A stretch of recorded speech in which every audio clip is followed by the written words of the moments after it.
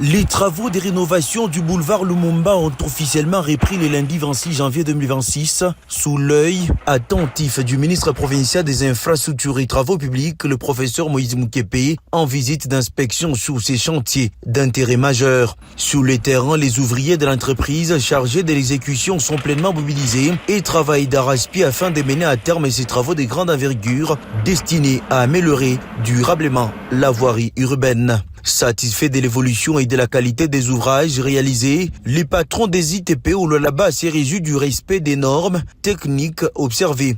Il a invité les usagers de cette artère stratégique à faire preuve d'optimisme tout en réaffirmant l'engagement ferme de l'autorité provinciale Masuka Senfifi sous l'impulsion du président de la République. Félix-Antoine Tshisekedi Tshilombo a doté la province du Lualaba d'infrastructures modernes et durables.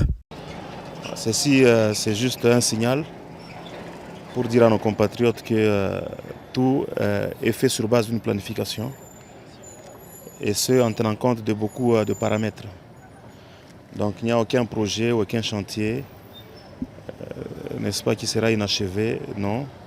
Nous travaillons d'arrache-pied avec nos entrepreneurs afin que tous les projets initiés par l'autorité provinciale arrivent à terme et que ces ouvrages soient livrés à la population en bonne et due forme. Nous appelons donc nos compatriotes à l'apaisement, à la tranquillité et surtout à continuer à nous faire confiance.